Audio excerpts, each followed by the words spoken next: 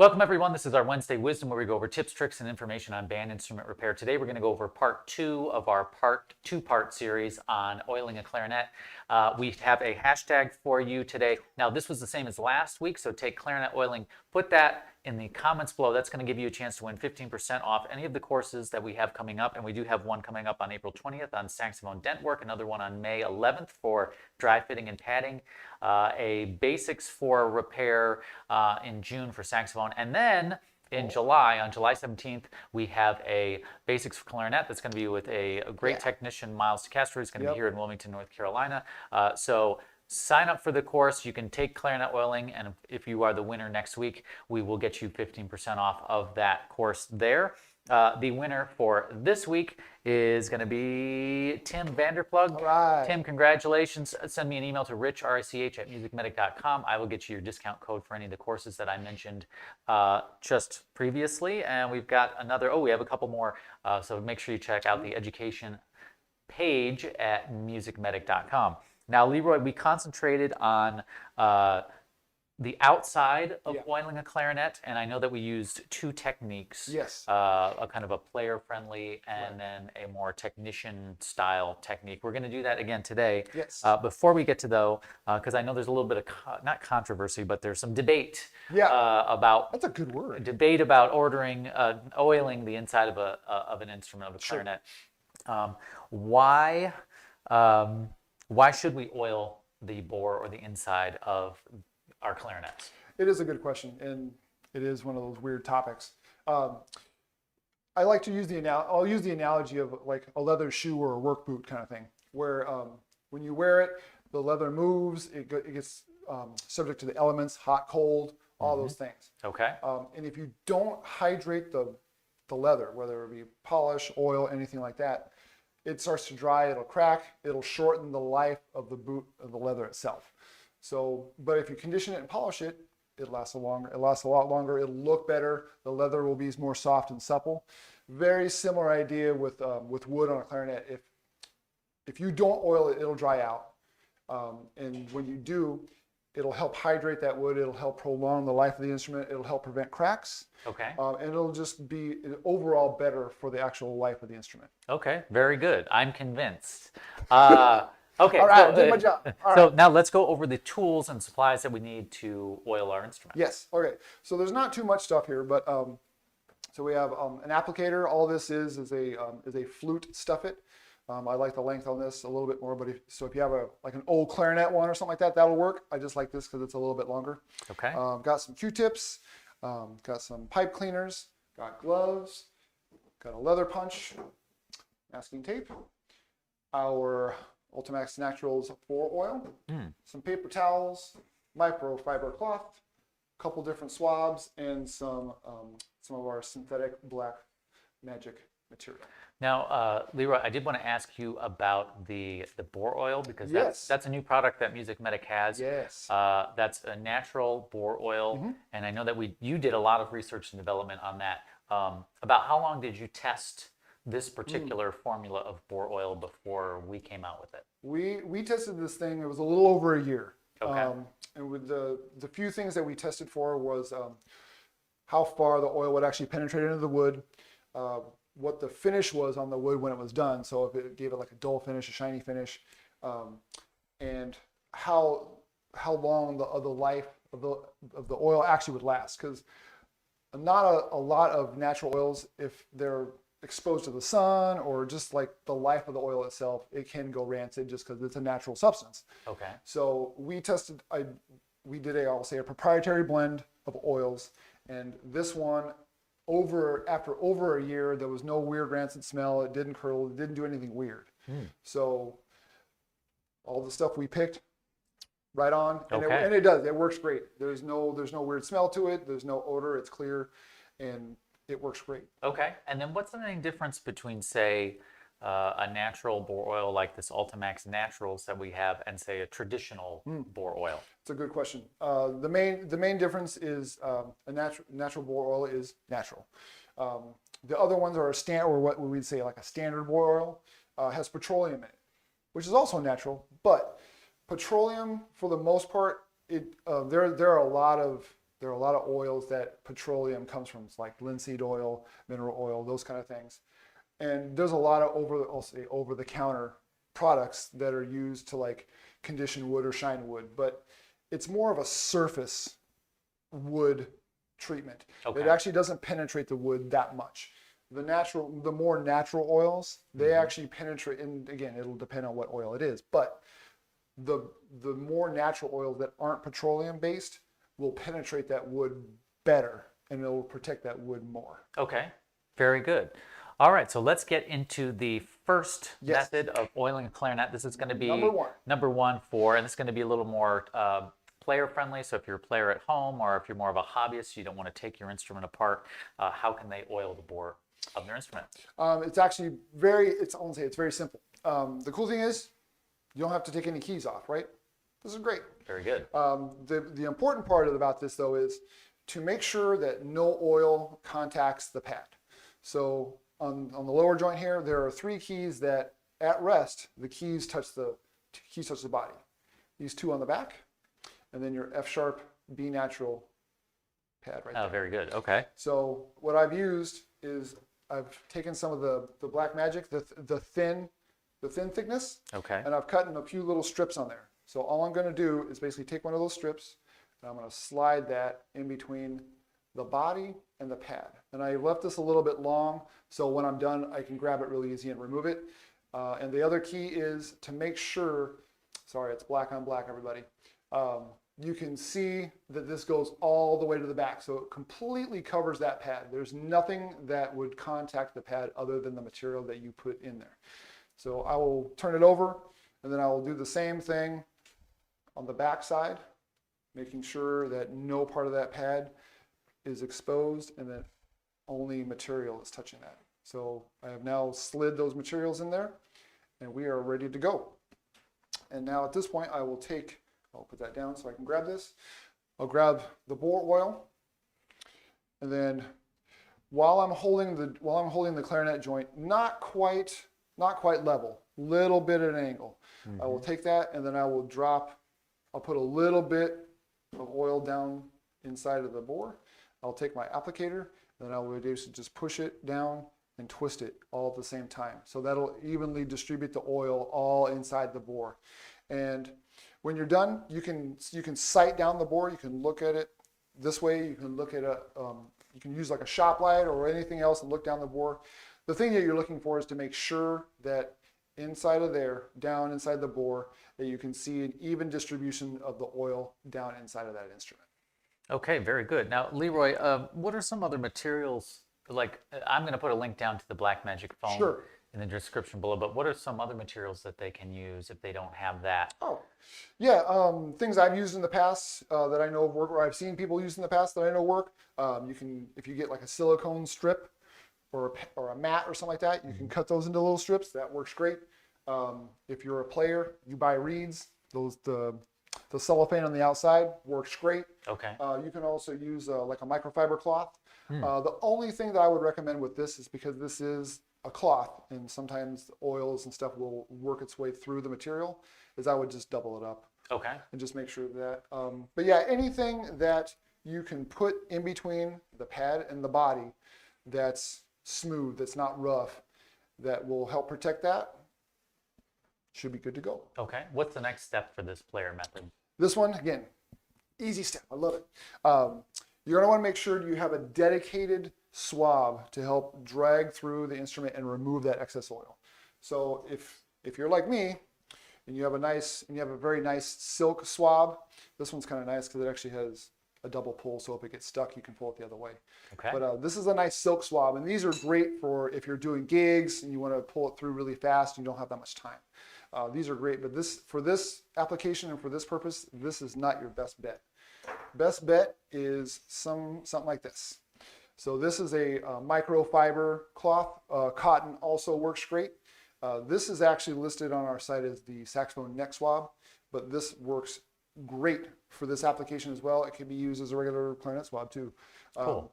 But all I'll do is, while still leaving the protectors for there and the pads, I just drop that bad boy in there, make sure it comes out the bottom, and then just pull it through, And then again, I'll scope into the bore and I'll make sure that there's no excess oil inside of there. If there's like either a trail of it or anything else, I'll pull it through again.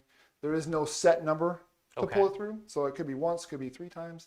It really doesn't matter, just as long as the excess is all removed inside of that bore. Now, if they are doing this at home, about once they oiled the inside, before they pull the swab through, about how long should they let that sit? Ah, good question. I would let it sit for a minimum of like 1 to 3 hours. You can let it sit overnight. There's no problem with that. But I would let it at least sit 1 to 3 hours to help the oil give a time to like soak into the body and give it time to do that. Okay. The next step to do is to remove the little pad protectors. So there's a couple different methods you can do to help clean this up if there's excess oil in there. These fancy schmancy Q-tips or pipe cleaners. What I like to do is if I use one of the pipe cleaners, I've already done this already, is I will literally take one and I will fold it in half and then I will use this end right here. Because what ends up happening is any pipe cleaner, I don't care how expensive or how inexpensive it is, will always have like a little nub sticking out from the metal. So when you fold this over, it helps protect that edge that you're putting in there, so there's no sharp points going in by where the pad is. Gotcha. So what I'll do is I'll remove this one. I'll just push it down, make sure that it stays open, and then I'll pull that right out. While making sure that it stays open, take your little folded over pipe cleaner and gently, and I will emphasize the word gently, just slide that right in between the pad and the body and remove any excess oil that's on that tone hole. And then once you can, and again, this is all by sight.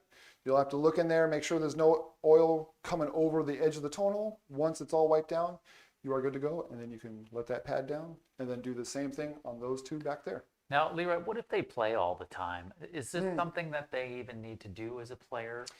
I would, maybe not necessarily as much, but I still would. And Okay. I will use another lovely analogy here today. Analogy day. Yeah, go ahead. It's like, well, and I mean, thank God we're good at hygiene and stuff. So showering, right? Yeah, yes. very good. All right, so when you take a shower, it's skin, water, kind of the same thing. Think of it this way. Our skin is the wood, the water is our saliva, right? Okay. We could shower all we want, but there's still going to be times where our skin's dry, right? Mm-hmm. I mean, if we ever get itchy, and especially depending on what climate or what the weather's like, that's going to determine that as well. Mm-hmm. Oiling is kind of the same thing. Would be considered like, so if we get out of the shower and we do a thing, it's like, oh man, I'm really itchy. Normally it's we've already showered, we've already done the water thing. Why are we itchy? Well, our skin's dry. So what do? We hydrate our skin with either oil or lotion or something like that to make sure that our skin stays hydrated and doesn't itch. Same concept with the wood on the clarinet is, even though you play all the time, that saliva is not, the composition of the saliva is not what you need to hydrate the body properly. Okay. So oiling is still the preference. It'll keep it hydrated and it'll help, again, keep it from cracking as well. Very good. Okay, so that's the step player method. Number one. Player number one, sorry. And then let's go over the second method, which is a little more technician friendly. And before we get to that, if you guys are interested in learning about these techniques in person, make sure that you sign up for the July 17th Basics Done Right course, whether if you're a teacher, player, a DIY technician who wants to get really in depth. We're going to have a great technician, Miles DeCastro, who's going to come down and work with us for a week. So make sure you sign up for that and put the hashtag Clarinet Oiling in the comments below. That'll give you a chance to win 15% off these courses that are coming up later this year. All right, Leroy, so let's move on to the second technician style. Number two. Yes. So technician method, or the more invasive method, is, again, I've removed all the keys. So there's no reason to go over key removal because we do that all the time and we probably all know how to do it at this point if you're at this step. So there's a couple little ways to prep this. I'm not going to do it at this point, but it is an option that I've done in the past and it works great. Is if you look right there, all the posts will either have a hole for a screw or a hole for a hinge rod. So if you want to cut down a little bit of your cleanup time, you can take that masking tape and the leather punch, and basically just punch a bunch of little discs of masking tape and then cover up the openings of the posts on each side. That'll help prevent any excess oil when you're applying the oil on the outside. It'll help prevent it from going in those posts. But for right now, we won't do it, so I can show you the cleanup method of what you would use if it does get in the posts. Okay. So first thing I would do is I would put oil on the inside, and it's the same method as the Plier method. Put it down in there, applicator, smooth around, and you're good to go. Now, the big difference is obviously keys are off. Now we're going to actually put oil on the outside of the instrument as well. So what I usually do is I will start on the bottom because there are no keys or no tone holes here. So I'll be able to put a nice line of oil on the back here. So we can just do something like this. And then we'll take our applicator and then we'll just smear that all around nice and even. And if you need to put more oil on there, that's totally fine. There is no set amount. It's basically what the instrument needs at the time. It might need less, it might need more. Again, there's no set amount that you would need. So I'm just gonna quickly get some over here. I probably would put a little bit more because I am spreading it a little bit thin, but just to kind of give you an idea of being able to spread that around evenly. And then voila, you can see the instrument is super shiny right now. That's because the oil is all over the outside of the instrument. It doesn't really matter how thick or thin that oil is. I like to do it on the thicker side just so the instrument has a really good opportunity to soak as much oil as it can.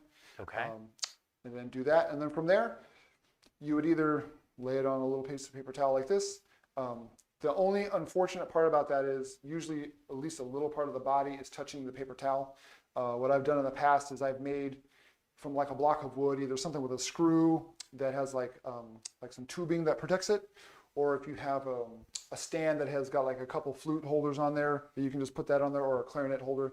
Okay. Anything that'll go inside the bore that won't damage the inside of the bore. And then after that, you put it off to the side and then you walk away. And about how long should they wait? So they've oiled the inside of the bore. Yes. They've also oiled the outside of the instrument. How about what's our wait time again? Wait time, because you actually have the opportunity to wait, and you're probably doing other repairs. I usually say once you do it, set it off to the side overnight. Okay. Come back the next day. If it's still nice and shiny like this all throughout, then you're done. Then you can wipe off the excess. We'll go over that in a second. And then you're good to go. Okay. If it's not, if you come back and say there's like weird little splotchy areas where it's wet in one spot and drier in another spot, reapply. Okay. Both inside and out. And then do the same thing. Set it off to the side, peace out for another day. Come back the next day and then check it. So you're basically trying to maximize and hydrate the wood as much as you possibly can. Doing it, I'll say that frequency, you won't overdo it, but you want to make sure that the oil actually gets in the wood because you're already doing it. Might as well do it right.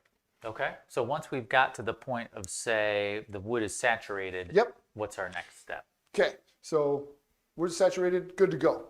So now what we would do is I usually like to work from the outside in just because I'm handling stuff and whatever. But you can do it either way. So if we'll do the reverse of what I'm saying, you could do that too. We would do the same thing. You would take your swab, you would drop it in there, and you would pull it through to remove all the excess oil from the inside. Okay? So again, you can do that first, you can do it second. There really is no right or wrong way. To do the outside, I will always start with either like a paper towel, microfiber cloth, something like that, and then I will just straight up just start wiping it off. Just wiping the excess off of the instrument. Okay. And then, just for time, I'm not going to go through every little part and wipe it completely down. But while you're doing that, there are areas and crevices of this instrument that paper towels and stuff won't work with. So that's where your pipe cleaners and your Q-tips come into play. So if you were to use the masking tape method, you may or may not have to do this, but if you don't, take that pipe cleaner and any little area where there's the hole in the post, you just take that, you shove it in there, and you basically just remove the oil and just keep doing it until no more oil is in there. Same thing with the tone hole areas. If you look really carefully, it's hard to sell because it's so shiny. There's always little grooves between the body and the tone hole. These Q-tips are awesome. If you look at this, there's a point on one end and a rounded end on the other. That little pointed end is like super key. If you can't find these, that's totally fine. You can basically just take these and kind of do a little squishy squish. Work them into a point, basically. And then, do a little spin. You kind of have a point. Gotcha. So anything is possible. So, but we have the point. So what I do there is basically right against that body and the tone hole, right in that area. I will just kind of work back and forth, and again, removing as much oil as I possibly can from every part of the outside of that body. Now, Leroy, does this technician method pose the risk of having materials come off of the body as you're doing this? If you have anything on the body? Yes. Okay. Won't even sugarcoat it. Yes. Okay. Just like any oil, whether it be key oil, bore oil, the oil itself will work through the material. If it's synthetic like this stuff, not so much. But it'll also still work between the body and the material, and still kind of like, I'll say, eat away at the glue and help it release from the body. Okay. The thing is, at this point, if you're doing this method, you're probably already doing like a COA, overhaul, something like that. So you're already in that mode of replacing materials and removing materials. So the small amount that might be on either joint is going to be so minimal, and the time to do it is going to be so minimal. It's best to do it anyway. Okay. Okay. Very good. And then once you're done completely wiping everything off, again, to make sure there's no excess or whatever, again, you would want to set it off to the side and let it breathe, sit, find home, whatever term you want to use for, again, overnight. Come back the next day, double check it, and then you're good to go. There is one thing to be aware of, and that's where these little bad boys come in right here. If I don't, so that's why I haven't been wearing them, but like many natural oils, some of them contain nuts. Ours are one of the parts of the blend is a nut oil. If you have a severe nut allergy, and again, you have to know yourself. So, and if you want to be safe, be more safe than sorry, I would highly recommend gloves, just so you don't break out. Okay. If it's only like, if you just ingest it and you can touch stuff and you're good to go, then you should be good to go. It's more of if you have a severe allergy and you know if you touch stuff, it's going to be bad, I would just play the safe card and wear the gloves. Okay. And now, what about the bell and the barrel? Can they do the same process? Oh, yeah. Oh, and it's super easy. You know why? Look at that. Boom, no keys. So the cool thing is it's the same thing. Like we'll use the bell here, super easy. And I like doing this little method too. It's kind of cool. So just drop a little bit of oil in there, take your applicator, and you just kind of like do a little swirly action in there, and that'll help distribute all the oil on the inside of there. And then same thing, put some oil on the outside, use your applicator, and just evenly distribute it all the way on the outside. And the same thing with the barrel. Do the oil on the inside and then the oil on the outside. Okay. Very good. Well, Leroy, thank you so much for that excellent demonstration. Absolutely. Thank you all for watching. Make sure you take the hashtag Clarinet Oiling, put that in the comments below. That's going to give you a chance to win 15% off of any of the courses that we have coming up, including the Basics for Clarinet that we have coming up in July. So Absolutely. Check the web page, education page of MusicMedic.com out for that. I'm going to be back here with Ryan next week. We're going to be doing another kind of basics video. We're going to be installing flat springs on the octave key and just general flat spring work. So that's going to be next week. If you have any questions, comments, like, share, subscribe, all that good stuff, that'll help with this that'll help us keep this going. Sorry. All right. Thank you guys so much. Again, thank you all for watching and your kind comments. And until next time, happy repairing.